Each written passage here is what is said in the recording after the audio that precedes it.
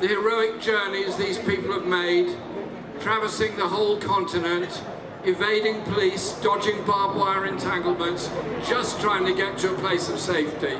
In 100 years' time, their journeys will be taught in school books and said how brilliant and heroic they are. What an achievement it was.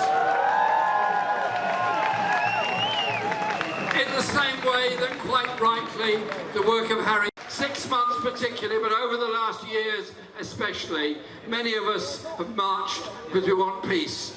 We want to see an end to the killing of Palestinian people. We want to see an end to the war in Gaza.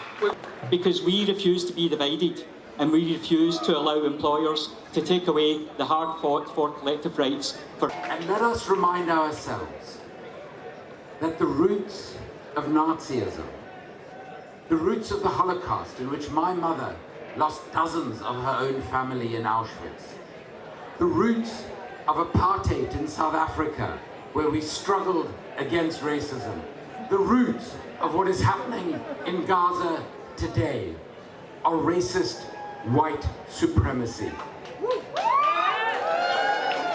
And so today, we say to little Tommy Robinson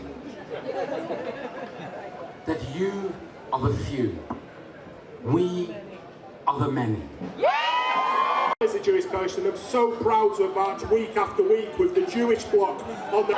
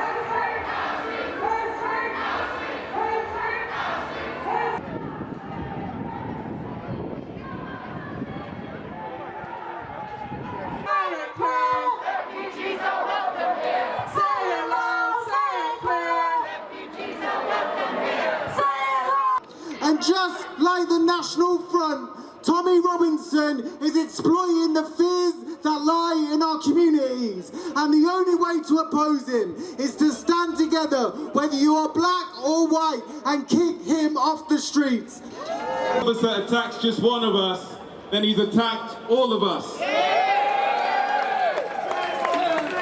And there might be 15,000, 10,000 people over there, but as people have said at the Battle of Lewisham, at battles on the streets of Manchester, in London, in Leeds, we have won again and again and again and again and again and again, and we will continue to win. Because in this crowd, I see black people, there are Jewish people here, there are Muslims, Christians, Jews, atheists, people of all faiths and no faith at all, Sikh brothers and sisters.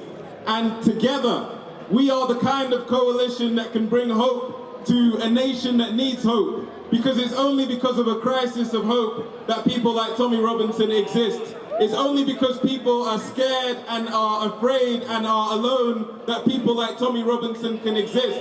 So the same way each of you are out here today to stand in solidarity with each other, we're going to stand in solidarity with all our brothers and sisters in the UK and all over the world, and that is how we win. That is how we win.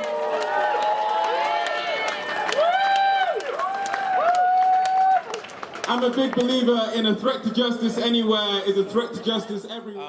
So I'm here today because, well, Tommy Robinson is here. And Tommy Robinson has talked about how multiculturalism, about how having different people of different faiths and races in the UK is a bad thing. As if having people who in many ways are connected to the UK by virtue of empire, by virtue of UK history, shouldn't also be able to travel here. Many of them have fled because they are fled persecution, because they've fled climate change, because they've fled various atrocities and issues in the places that they come from. And people have made their home here. Tommy Robinson himself is descended from Irish immigrants, the same sort of Irish immigrants that would have fled after the potato famine, after the actions of the British government in Ireland. So people have always travelled, they will always travel, and they have every right to do that under international law. Therefore, it's important that we continue to make the case for those people's rights. Just because they've travelled doesn't mean that their rights are any more or less important than anybody else's. And that's very important to establish. So when you hear people celebrating, for example, a young man in Manchester getting his head kicked in by a police officer, you are teetering towards dehumanization. Some of the rhetoric and language dehumanizes people.